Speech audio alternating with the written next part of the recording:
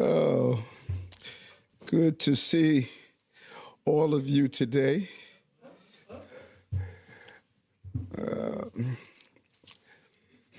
Continually make this city a great place to raise a family. And just want to, good morning.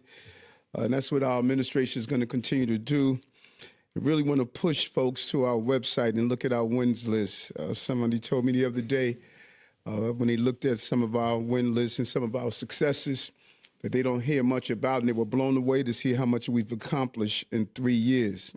And last week, we celebrated Mental Health Week, where we focus on many ways our administration is helping New Yorkers gain access to mental health care, a real issue. We saw at the town hall meeting, people talked about mental health, and it seemed like after COVID, it's just been something that has really been focused on a lot, and we want to continue to do so. And we announced last week our 16th school-based mental health clinic that's bringing mental health services to more than 6,000 students in the public school system. And also we supported our veterans by reaching an important milestone, contacting more than 10,000 veterans since the start of our administration and offering them mental health services. Commissioner Hendon is amazing. He brings a lot of energy to the game. We reached another key milestone in our mission to improve subway safety as well. We were down in the system yesterday with transit employees, Chief Galata, and outreach workers, part of our PATH program, and we've now engaged in more than 11,000 unhoused New Yorkers and delivered vital services to them, including shelter, meals, and medical care over 3,000 times. In addition to PATH, our subway safety plan has already connected 8,400 New Yorkers to shelter, with over 860 people placed in permanent affordable housing. Anyone who's down in the system or engaged with those who are dealing with severe mental health issues know how challenging it is to get someone into care, particularly if they are not aware that they need care. And another key public safety milestone we achieved was connecting more than 1,000 medically vulnerable New Yorkers leaving Rikers with smartphones to continue to follow up on their mental and physical health, really not leaving people disconnected, and those phones go a long way. And finally, affordability, housing. We're seeing how our housing plan is continuing to grow. Creating housing is essential. When you look at a 1.4% vacancy rate, says a lot. Too many New Yorkers are walking around with vouchers or walking around with the desire to rent or desire to even buy homes, start out homes, and it's just not there. We have to build more. We have the inventory problem. And last week, we took significant steps forward on historic projects that would deliver thousands of homes to New Yorkers. And we're seeing that the Brooklyn Project City Planning Commission voted in favor of the Atlantic Avenue mixed-use plan. This is a huge project, 21-block stretch, looking at 4,600 new homes, 2,800 permanent jobs, and it's just an exciting project right in Brooklyn, near transportation, in Brooklyn, on Atlantic Avenue. Some great, exciting things that could happen on this project. This mixed-use plan is now moving to the City Council for a public hearing and vote, and we're excited to work with them to get this project over the line. And we also did some stuff in Queens. We announced a public review of Jamaica Neighborhood Plan, my old neighborhood, which would create nearly 12,000 new homes, 7,000 new jobs, and invest $300 million in infrastructure improvements such as sewer and more resilient streets and new public spaces. And this announcement is 2 years in the making and following extensive community discussions, because we wanted feedback from the community, and it shows that when you engage the community, you can get the results that you're looking for. So all 5 boroughs, as our City of Yes plan laid out, all 5 boroughs will be involved in how we build more housing for the people of the city. And so, Kayla, why don't I open it up and get some question from the folks I'm happy to see today. Marsha. Mr. Mayor. How are you? So, you know, it's almost time for petitioning for people running as Democrats to be over. So my question to you is multifaceted. One, are you collecting petitions to run as a Democrat, or are you thinking of running as an independent, which gives you more time to collect signatures? I'm going to be running as a Democrat. I say this over and over again, and we will map out our plan when time is fitting. But I'm running as a Democrat. But the thing is, have you collected petitions? Yes, we have petitions on the streets, but I'm running as a Democrat, and we have petitions on the street. How are you? Good. How do you know I wanted you to call on her? Last week, your campaign submitted pretty bad fundraising numbers. Many of them defected from many of your former donors are now contributing to Cuomo's campaign, and you've been repeatedly denied matching funds. What's your plan moving forward financially for your campaign? Well, okay, one, people contribute to more than one candidate in the race. You know, this is ranked choice voting. You get 5, so I'm surprised people are not donating to 5 candidates because you get 5 picks. But I have been extremely clear. People are catching up to me. I outpaced everyone, and we're going to continue to fight to get our matching funds. But we know how to do this. You know, we look. No one that's running for mayor has ever won mayor but me. And I ran against 9 people before. This is not new. Never count New York out and never count Eric out. That's the rule of the day. And so we are good to go. We know what we're doing, but I can't get into this whole political stuff because Fabian is going to have a fit. I want to say more. We need to lock Fabian out of the room so I can really engage with you guys more, you know? All right. My second question is, do you foresee any issues with Randy Mastra as first deputy mayor in working with the council? You know, no matter, even Randy's critics would tell you he's one of the best lawyers in the country. Listen, the guy is great. He's authentic. I was hanging out with him yesterday at Gracie, and we did an interview on your show, matter of fact, Marsha. And he's just, if you know, when you are in a battle, even if you don't like someone, you go get them if they are the best. And so all those who criticize Randy, if they were having problems, I don't care if it's LGBTQ rights, I don't care if it's rights for those 9/11 victims, people call Randy. He has a good track record. Listen, Randy, we should be really proud to have him on our team, and some extremely progressive, left-leaning city councilman, far left, called him to congratulate him and say, we look forward to working with you. We're fortunate to have a lawyer of this caliber that's on a team. I say this over and over. We have a deep bench, not only in government, in this city. People want to work for this administration, and they continue to sign up. And he was excited to come on board, and we're excited to have him. Mr. Mayor. How are you? How are you, sir? Good, good. I have a question about Columbia and the NYPD. Just, I don't know if you've been following the now former student who fled New York City because HSI was trying to take her into custody and deport her. Her name is Ranjani Srinivasan. Mm-hmm. So DHS explicitly said in their statement that the reason why they targeted her was because of 2 summonses that she received by the NYPD on April 30th during the height of the protests at the schools. Mm-hmm.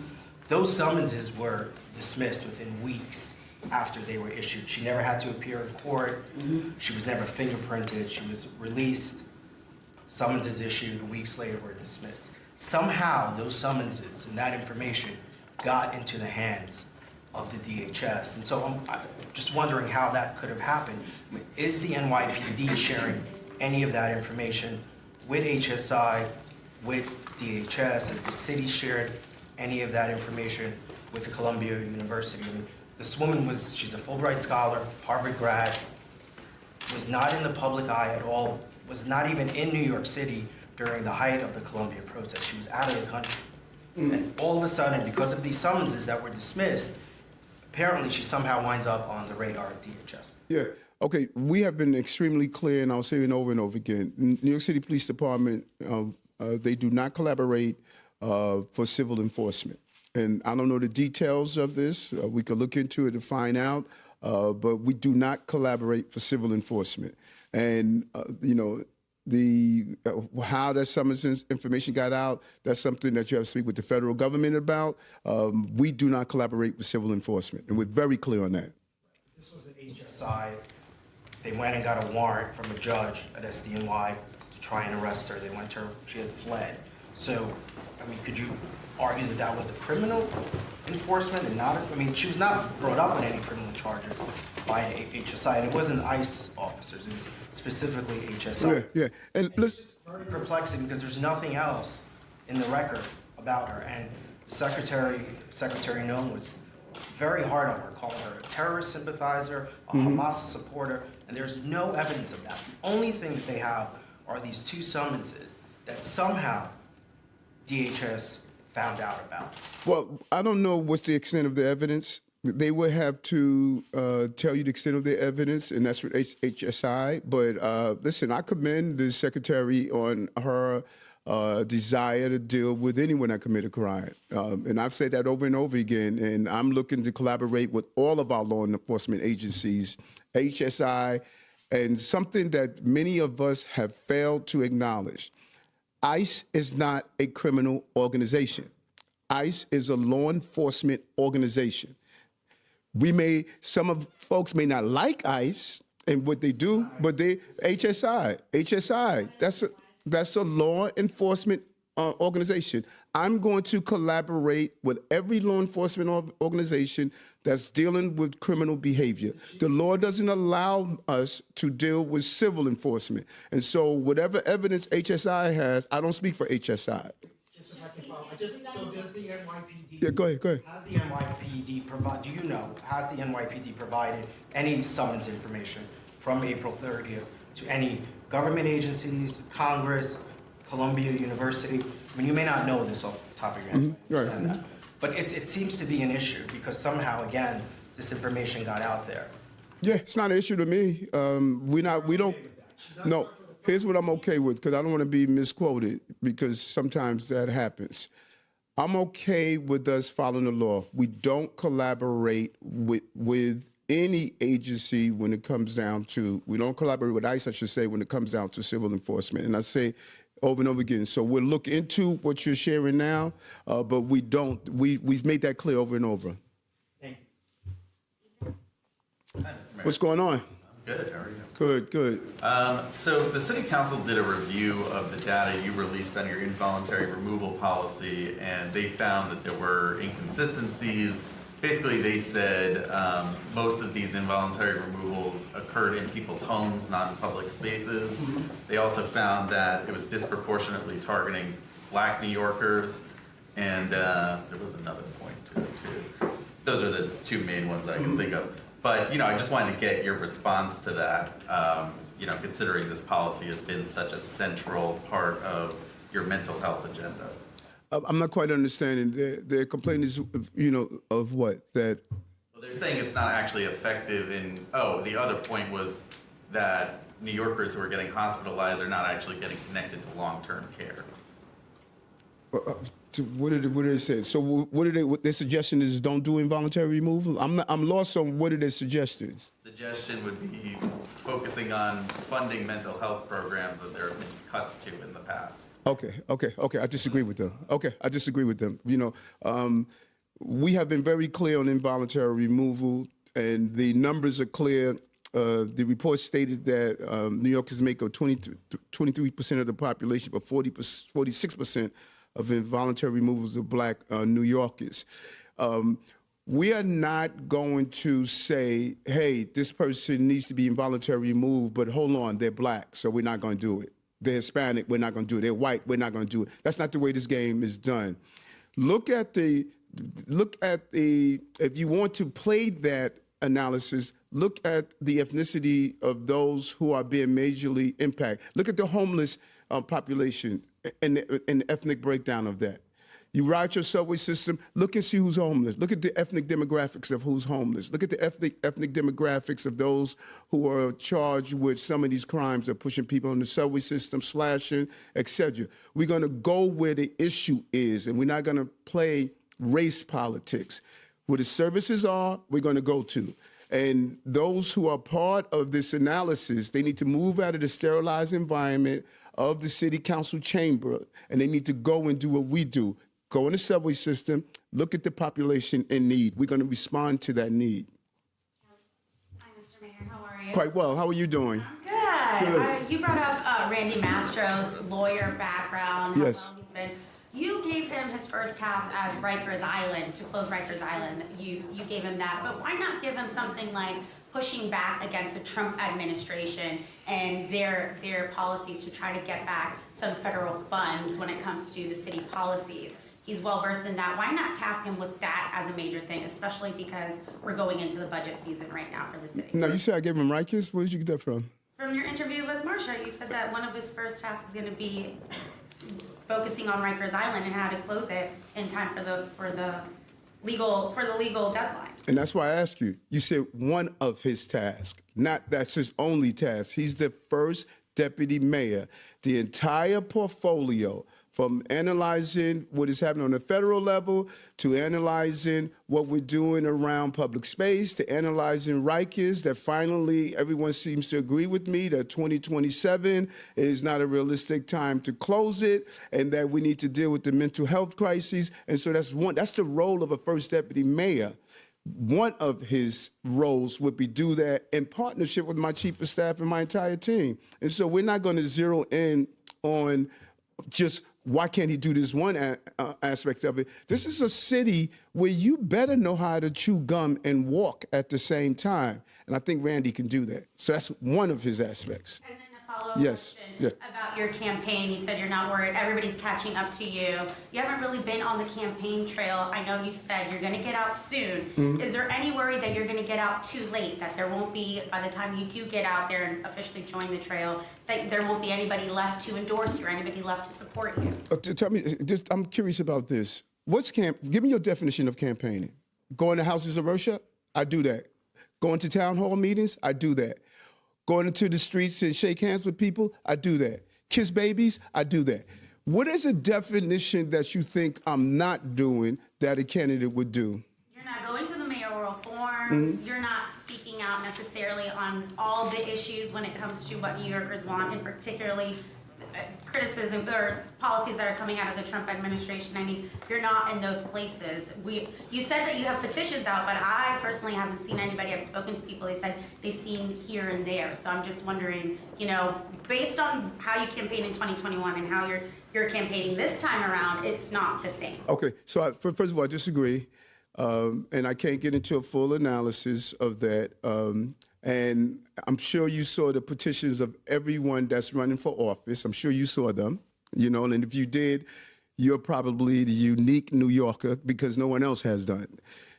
When you petition, you go to voters that are registering, you knock on doors. Those are quality petitions. That's when you have a qualitative petition process.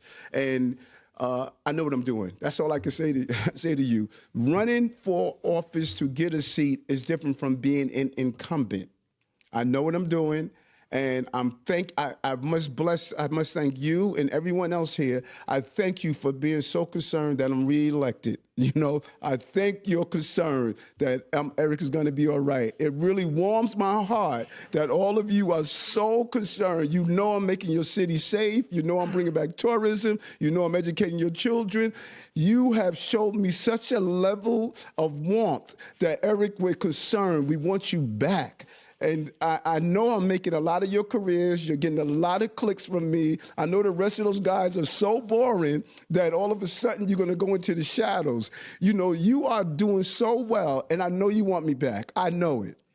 I'll be back. Don't worry about it. I'm not going anywhere. You're going to all write books. You're going to all do documentaries. You're going to all continue to get the clicks you want. Every time you tweet my name, people click right away. Every time you want to do a 30-page expose with a rat running across my face, people are going to get excited.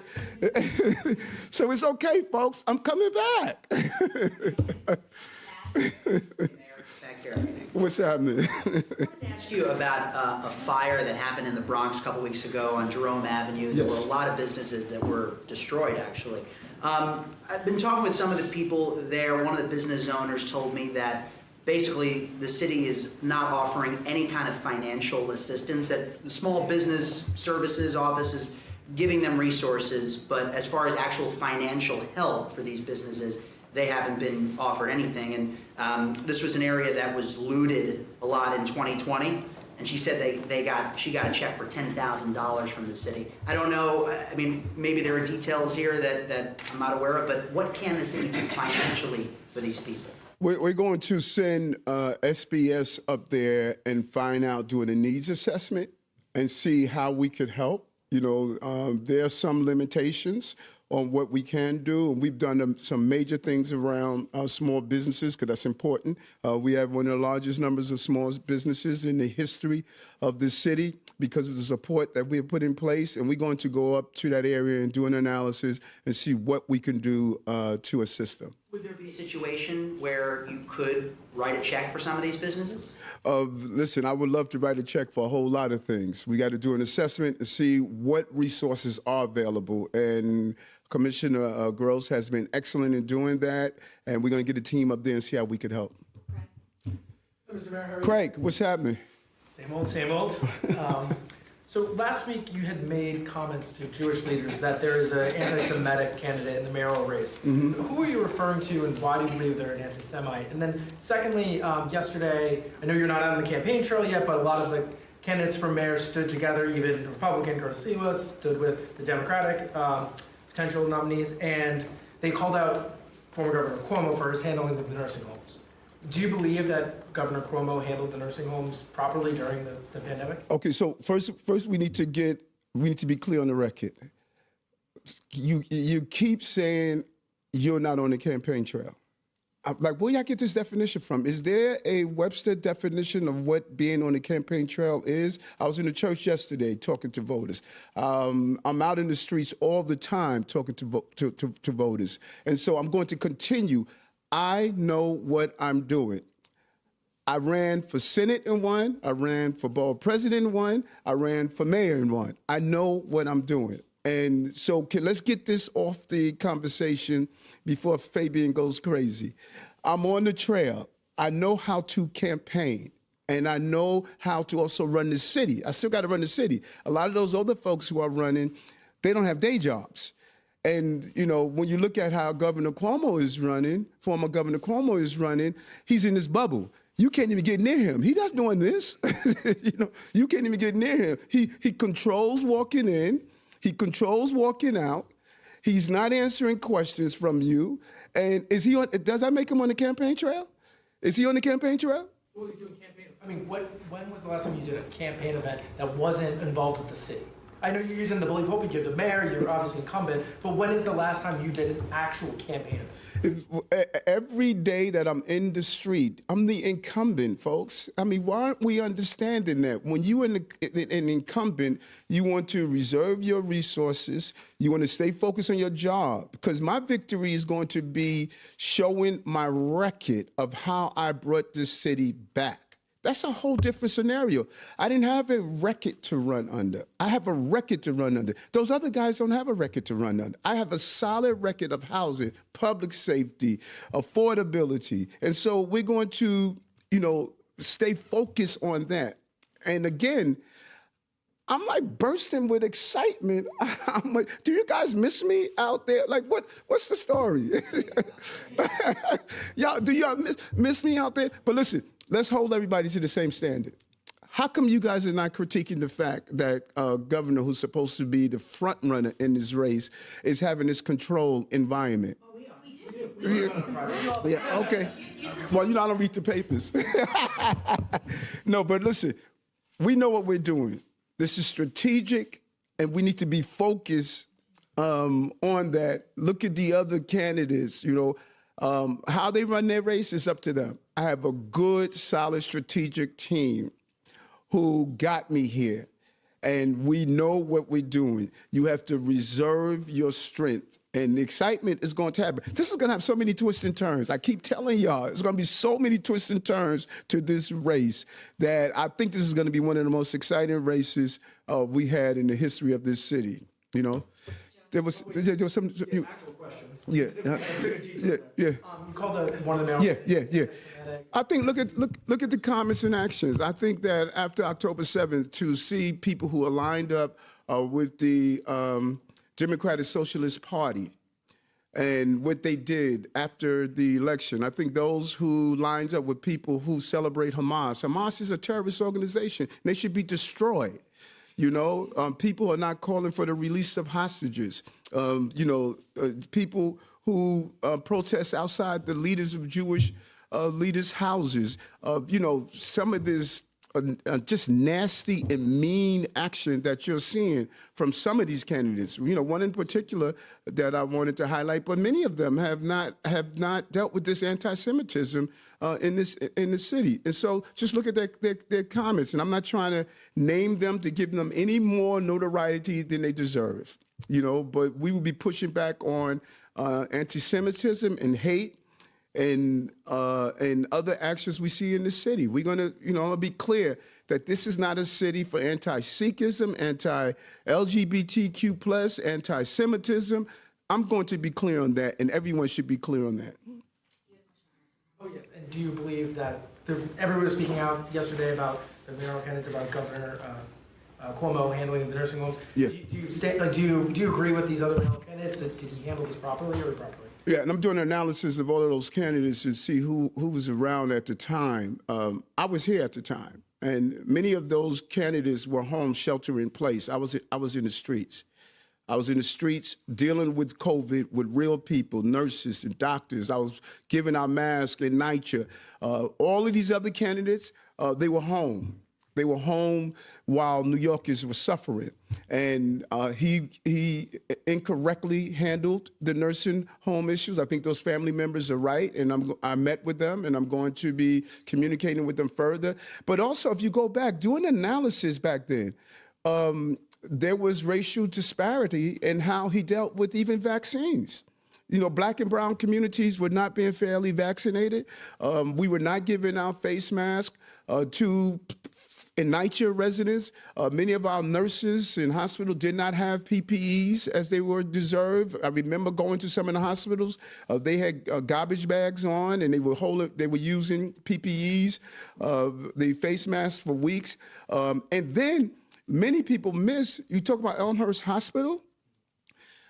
It was because of defunding and destabilizing those hospitals that when they became ground zero, they were not prepared. And so we need to do a real analysis. And so when I look at, some of my black and brown endorsers of the former governor, they need to go look at what I was saying back then of how COVID was unfairly treating and the responses was unfair to the diverse black and brown communities. The impact was real, and we need to analyze that. All of this needs to be part of the conversation as we talk about what we're going to do in the future. Someone say, well, he's a great manager. Well, you darn sure didn't manage that crisis well, like I managed COVID and like I managed 230,000 migrants and asylum seekers, and like I was able to get the bond raters to say no matter what fiscal crisis you were facing, you recovered us, and like I brought more jobs in the city and the city's history, and like I took 22,000 guns off our streets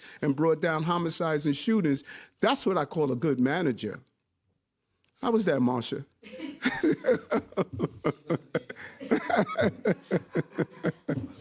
Mr. Mayor, how are you doing? What's going on, Joe? Not too much. Two quick questions for you. You mentioned that Randy's going to be working on more than just the Rikers issue. Can you tell us any other prominent issue you two have discussed, like some new proposal or something new he wants to do now that he's coming in? And secondly, your city contracts director resigned last week. I was wondering if you had any insight into why she left, maybe aside from her resignation letter. Did you discuss anything you could share with us? Yeah, first Randy, and yesterday we spent a little over an hour yesterday at Gracie Mansion And this guy is just, he's excited. He says, Eric, you guys did so much in 3 years. We need to have that rolling screen of all that we've done in 3 years. When you take away migrants and asylum seekers in this bogus federal case, and just say, wait a minute, let's just analyze this guy just based on the facts, not the stuff that overshadowed it. You have to sit back and say, darn, this guy took us from where we were to where we are now. And so he said, what you guys have done in 3 years, now at a minimum, we have another 9 months at a minimum that we're going to move things forward. And he's going to map out some of the things that he wants to do. He came in with a real plan of what he wants to do in the next couple of months. And we got a lot of stuff we're going to get done in the next couple of months. And so I don't want to take his thunder. Let him come in, and trust me, he's not shy. So Randy is experienced. He was a first deputy mayor before. You coming in with a seasoned player, and I'm looking forward to the partnership that we're going to do with Camille, who, I think history is going to be kind to Camille, and what she was able, just a steady hand at the wheel. Camille, I don't know if your mother's watching this. You did a great job with your daughter. She is a great leader, and the city should be happy to have both of them. Dealing with the second part was. It was about the city contracts director leaving. At least someone wanted to bounce. I don't understand this. She was with the controller first, right? I think Lisa. Yeah, she was. I think we got her from the controller's office. We were excited to get her. She really put in place the mayor's office of contracts. She did a great job. She gave us a 5-week notice. She said, I want a smooth transition. I want to do something else. Being on the front line is challenging. And listen, I don't know if you guys realize it. It's hard working for me. I'm a mayor on steroids. Nobody like getting these 2 a.m. calls. Why is this highway dirty? Poor DJ, man. I don't know how you run with me this long. So after a year with me, it's 8 years with another mayor. So she served us well. She brought real energy. She streamlined and made sure that we moved these contracts forward. And I cannot thank Lisa enough. Her working with others, improve MWBEs, making sure contracts were fair. And it's just, it's time for people to move on. It's not, everybody that leaves is not a scandal. Some people just said, listen, I want to spend time with my family now. I had enough of a city government. And it's not like they pick up the paper and you guys are writing how great Lisa is. You know what I'm saying? Like, y'all do a piece, it's all right to beat up on me. But some of the stuff, which I saw y'all did on Fabian, I think it was today. Come on. The guy gives his life for this city. His life for this city. And you just, we're just going to pick on everybody around Eric. Come on, man, this is not fair. If he didn't run to be deputy mayor of communication, these people give their lives, and Lisa gave her life to the city. Thank you, Lisa, and I thank 300,000 plus city employees that do it every day. Go after the mayor. Don't go after these hardworking civil servants. Hi, Mr. Mayor. How are you? I'm good, thank you. Good to see you. Good to see you. One of the City Council's critiques in the report on involuntary removals previously mentioned was that the data released by your administration in January is incomplete, which they say has prevented a clear understanding of what the policy effect is. I'll give you a few examples. One was that there's no tracking on whether the same individual has been involuntarily transported multiple times. Another big one was, one second, sorry. So good, take your time. So information on outcomes is only available for those transported to city public hospitals and unavailable for those to private hospitals. There's more. But I wanted to get your perspective on, are you aware of these gaps? Are you looking to bolster data Yes. reports? Thank you for that. People with severe mental health illness didn't start in 2022. This has been a chronic problem, not only here in the city, but across the country. When I speak with and communicate with my mayors across the country. We're all wrestling with this. It may even be international. When I spoke with the mayor of Paris, they were talking about this. When I speak with the Mayors Association, everybody's talking about this. And many people are afraid to touch it because it's a challenge.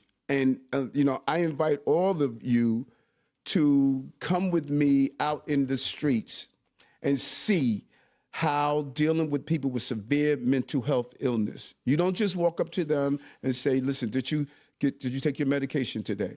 Hey, we want to bring you inside the hospital. That is just not how it is. And laws prevent you from just taking anyone that you know in common sense that this person needs care. But the laws don't allow us to do this. That's why we're fighting in Albany right now. And so many who are critiquing what we're doing don't have the answers of how do you deal with a person who clearly is dealing with severe mental health illness and refuses care. And so idealism collides with realism. This is real stuff that we have to address. And we have been bold enough to say, you know what? We're going to take the criticism. So yes, we're going to have those that are going to critique us. There are those who are going to say, you could do it better. Yes, they got the great ideas. Come and see it. And we cannot compel hospitals to turn over information. HIPAA laws is more stringent on mental illness than it is on really medical illness. And so we cannot tell the hospitals, you're going to provide that information and turn it over.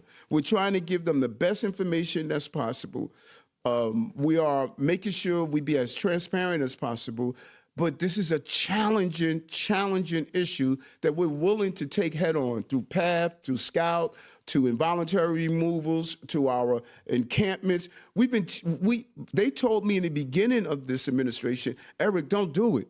They're gonna, no matter what you do, they're gonna criticize you. And I said, no, I don't care. I am not going to allow New Yorkers to live on the streets, harm themselves and harm others merely because I'm afraid of the noise. And the history is going to show that we are making inroads. 8,000 people we took off our system that were sleeping on our system. 8,000. 800 are now in permanent housing. And many people say, this is what's interesting. People say, well, this person is on the street dealing with severe mental health issues. Why don't you put them into permanent housing? Because they're not ready to know how to turn on their electricity, turn on their gas, make sure that the place is livable, to make sure you're not leaving your gas on in the stove. It's just not that simple. There needs to be a transition to independent living, and we've been doing that with our supportive housing. And we're going to continue to do it. And there's those who are going to be in the bleachers attacking those of us who's on the field of this battle. And that's the par for the course. Hi, Mr. Mayor. Good. How are you?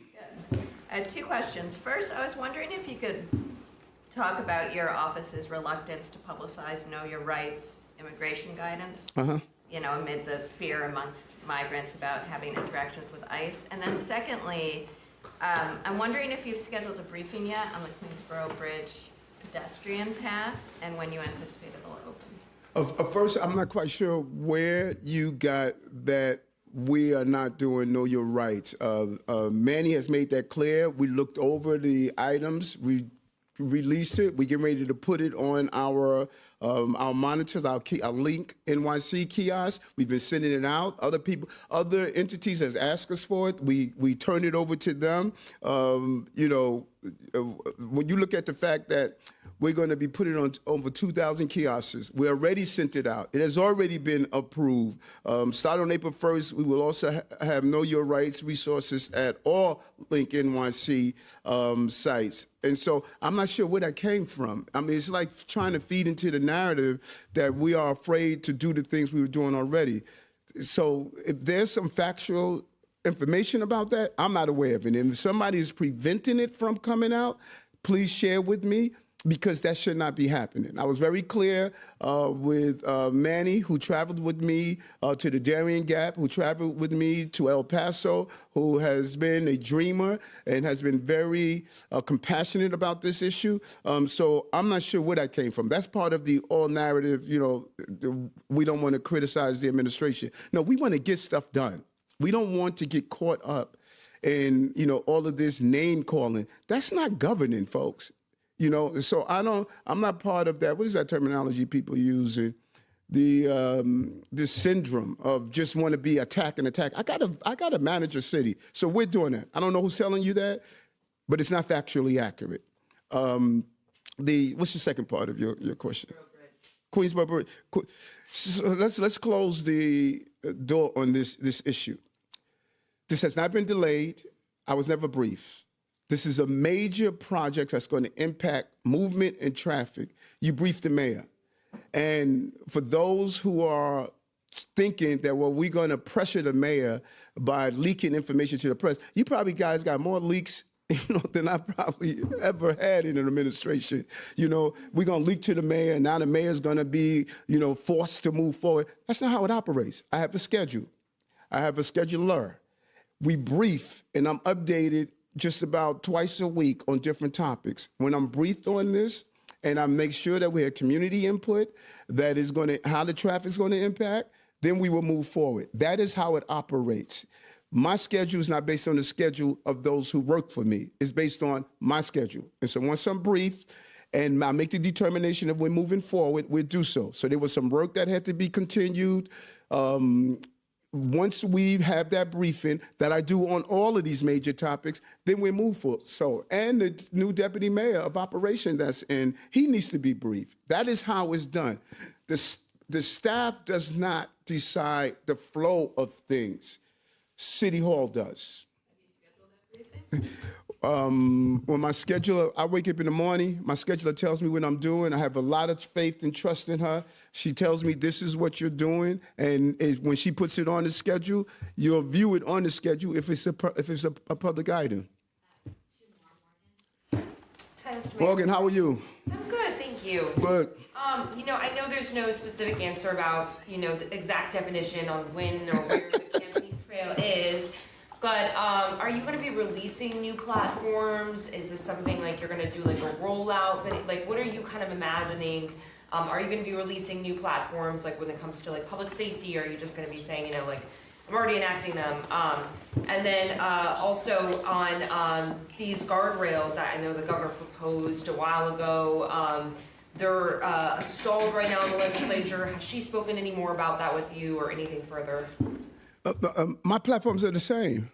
Public safety, affordability, keep the city for working class people. I am you was my rallying cry, and that's going to continue. So all one has to do is just go look at what I promised. I think we had about 100 points that we promised on the campaign trail. Go look at them.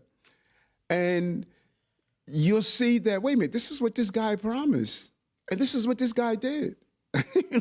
When are people going to do an analysis on here's what he ran on, here's what he accomplished? And so it's the same. Affordability, public safety, working class families, blue collar mayor, it's the same thing. Has not changed in 40 years. I'm the same person I was 40 years ago on fighting for working class people. And I'm going to continue to do that. You have to speak with the governor and the lawmakers about these guardrails that y'all talk about. I'm gonna continue to do what I've done. I voiced my concerns around them when they first came out, and that has not changed. And Jay. Good morning, Mayor. How are you? Well, thank you. Batting cleanup again. So, sir, you are running. Yes. Running as a Democrat. Yes. You want a second term. I want what? You want a second term. Yes. So I ask you this respectfully. Yes. Why? And the reason I ask, sir, is that you've got an uphill struggle, fundraising, opinion polls. You've been through a lot. The city's been through a lot. Why? Why do you want a second term? Listen, and I love that question. First of all, I just really want to apologize to New Yorkers for this whole bogus investigation that went on. And I think time is going to be kind to me, but they've been my North Star.